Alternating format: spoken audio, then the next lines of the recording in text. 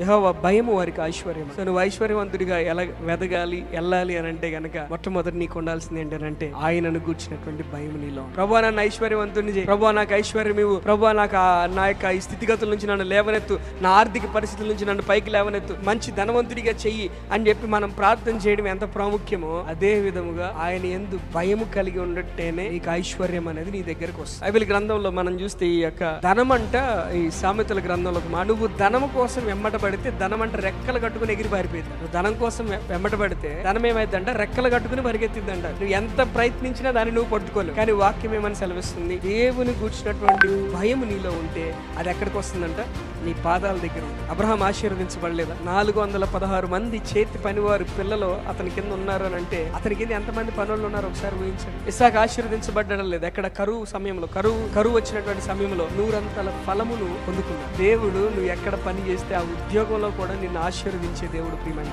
దేవుడు, నువ్వు చేసే ప్రతి పనిని కూడా నీ జీవితంలో ఫలింపజేసేటువంటి వాడు. అక్కడ ఏముంటది అని అంటే నియమింపబడిన స్థిరముగా ఉండి నీ కాలంలో బుద్ధి జ్ఞానముల సమృద్ధియు కలుగునాడు. రక్షణ బాహుడు. ఇంగ్లీష్ లో ఈ పదాలు కొంచెము వేరే విధంగా రాయబడి, and he will be the stability of your times, a wealth of salvation. A wealth of salvation అంటే, వెల్త్ అంటే ఐశ్వర్యం, రక్షణ. దేవుడు నీకు వెల్త్ ఆఫ్ సాల్వేషన్ ఇచ్చేటప్పుడు అంటే ఇక డబ్బు మాత్రమే నేను చెప్పడం లేదు, కానీ ప్రతి విషయంలో కూడా నిన్ను రక్షించేవాడు. అంత మాత్రమే కాదు, కానీ నీకు ఐశ్వర్యమును కలగజేసి. ఇక్కడ ఇంగ్లీష్ లో ఇక్కడ ఐశ్వర్యం అని తెలుగులో రాయబడింది, ఇంగ్లీష్ లో ట్రెజర్ అని రాయబడింది. నిధి, ధనని మనం సాధారణంగా వినే ఉంటాం. గుప్త నిధులు, ఇక్కడ గుప్త నిధులు దొరుకుతున్నాయి అని కొండలు తవ్వి పూజలు చేసి అది చేసి ఇది చేసి చివరికి నష్టపోయిన వాళ్ళు కూడా ఉండనే ఉన్నారు. గుప్త నిధుల కోసం వెళ్ళి చనిపోయిన వాళ్ళు కూడా ఉన్నారు. ఒకళ్ళొకళ్ళు చంపుకున్న వాళ్ళు కూడా ఉన్నారు. ఏదో నిధి దొరికితే మేము ఐశ్వర్యవంతులం అయిపోతాం అనుకున్నటువంటి వాళ్ళు కూడా ఉన్నారు. కానీ ఈ రోజు మీకు ఒక గొప్ప నిధి అంటే చెప్పన, దేవుని గురించినటువంటి భయం. ఏముండాలి నీలో? భయం ఉంటే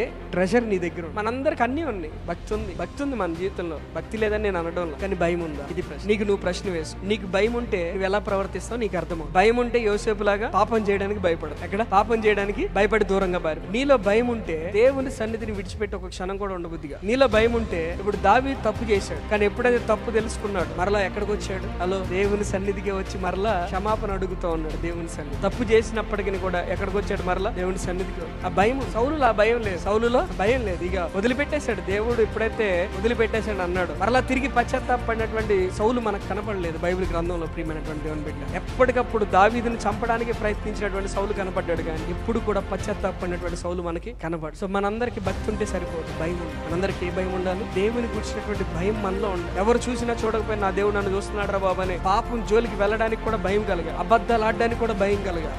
లంచము తీసుకోవడానికి భయం కలగాలి. పాపము చేయడానికి భయం కలగాలి. ఒక వ్యక్తిని నిందిస్తున్నామంటే ఆ భయం కలగాలి. అంత మాత్రమే. ఈ భయం ఒక్కటే కాదు, కానీ ఇంకొక భయం అనేది ఎలాగానంటే, ఒక తండ్రి దగ్గర కుమారులు కుమార్తెలుగా మనం ఉండాలి. మనమేమో తండ్రి అంటే లోకానుసారమైనటువంటి తల్లిదండ్రులను చూసి కొంతమంది పిల్లలు కొట్టే విధానం చూసి, అమ్మో మా తండ్రి ఇలా కొడతాడు కాబట్టి దేవుడు కూడా ఇలా నన్ను శిక్షిస్తాడేమో అనేటువంటి భయంతో బ్రతికే వాళ్ళు. ఈ వారం ఆరాధనకి వెళ్ళకపోతే నాకు ఏదైనా జరిగిద్దేమో అనే భయంతో వెళ్ళే వాళ్ళు కూడా ఉన్నారు కొంతమంది. మీకు తెలుసా, నేను రక్షించబడిన కొత్తల్లో ఇంకప్పుడు రక్షించబడలా, కానీ ఆదివారము క్రికెట్ ఆడడానికి వెళ్ళేవాడిని. పొద్దున్నే లేచి 7 గంటలకి. మళ్ళీ మా బ్యాచ్ అంతా 5-6 గంటలకల్లా వచ్చేసేవాళ్ళు. ఎక్కడ ఎస్ఆర్ నగర్ లో ఒక టీం ఉండేది. మాకు ఎస్ఆర్ నగర్ లో నుంచి ఒక టీం వచ్చేవాళ్ళు. నేను ఆంధ్రలో కలిసి చిన్నోడిని, వాళ్ళతో కలిసి ఆడుతూ ఉండేవాడిని ఉత్సాహంగా. అప్పుడు పెద్ద నా పేరు బ్రెట్లీ, నాకు నేనే పెట్టుకున్నాను. పెద్ద ఇక్కడ ఒక అది పెట్టుకునేవాడిని బ్రెట్లీ లాగా. ఇలా పెట్టుకునే క్రికెట్ అంటే పడి చచ్చి పరిగెత్తేవాడిని. ఆదివారం చర్చికి వెళ్ళాను. ఆదివారం ఏదో ఒక దెబ్బలు తగిలేను. ఈ ఆదివారం చర్చికి వెళ్ళకపోతే ఆ రోజు దెబ్బలు తగిలే, ఏదో ఒక రకంగా దెబ్బలు తగిలే. ఎక్కడో దగ్గర పడేవాడిని, దెబ్బలు తగిలించుకునేవాడిని. అమ్మ ఆదివారం ఆరాధనకి వెళ్ళకపోతే దెబ్బలు తగులుతున్నాయి, ఇది ఎక్కడ భయం రావా, ఇది ఎక్కడ తలనొప్పి రావా అని ఫస్ట్ క్రికెట్ ఆడొచ్చిన తర్వాత మళ్ళీ చర్చికి వెళ్ళేవాడిని ఈవినింగ్ సర్వీస్కి. ఏదో ఒక రకంగా అంటే ఆరాధనకి వెళ్తే చాలే దెబ్బలు తగలకుండా ఏదో ఒక రకంగా దేవుడు కాపాడతాడండి. ఎందుకని మళ్ళీ మండే క్రికెట్ ఉండేది. మళ్ళీ మండే క్రికెట్ ఆడాలంటే ఆదివారం దెబ్బలు వెళ్తే ఇక మండే ఏమాట, ఆ భయంతో చర్చికి వెళ్ళేవాడిని. ఇటువంటి భయం అవసరం లేదు. దేవుని సన్నిధికి వెళ్ళకపోతే నీకేదో దేవుడు ఏదో నష్టం కలిగిస్తాడు అన్నటువంటి భయం కాదు నీలో ఉండాలి. నా దేవుని సన్నిధిలో నేను కనపడకపోతే నా జీవితంలో నేనేదో కోల్పోయాననేటువంటి భయము, ఆ భయం మంట కలిగించాలి. మనం దేవుని సన్నిధికి వెళ్ళకపోతే, దేవుని ప్రార్థన చేయకపోతే, దేవుని యొక్క వాక్యాన్ని ధ్యానించకపోతే, దేవునితో సమయాన్ని గడపకపోతే, దేవునితో సమయాన్ని వెచ్చించకపోతే, దేవునితో నా యొక్క సమయాన్ని సహవాసాన్ని కొనసాగించకపోతే నేనేదో కోల్పోయాననేటువంటి భయము, ఆ వణుకు మనలో పుట్టాలి. నేను నా దేవుడితో మాట్లాడకుండా ఒక్క క్షణము కూడా నేను బయటికి వెళ్ళలేను అని ఎంతో మంది దైవజనులు చెప్తున్నటువంటి సాక్ష్యాలు మనం వింటూ ఉన్నాం. ప్రియమైనటువంటి దేవుని ఒక వ్యక్తి, ఒక దైవజనుడు అన్నాడు, ఒక మిషనరీ నా దేవునితో నేను మొదటి సమయాన్ని గడపకుండా నేను ఎక్కడ కూడా బయటికి వెళ్ళను అని చెప్పేస్తాను. భయం లేదు. మనం ఏ భయం ఉందంటే ఉద్యోగం పోయిద్దేమని ఒక భయం. ఏ భయం? ఉద్యోగం పోయిద్దేమని భయం. ఇంకేదైనా నష్టం జరిగిద్దేమనేటువంటి భయం. ఈ భయం కాదురా నాయన.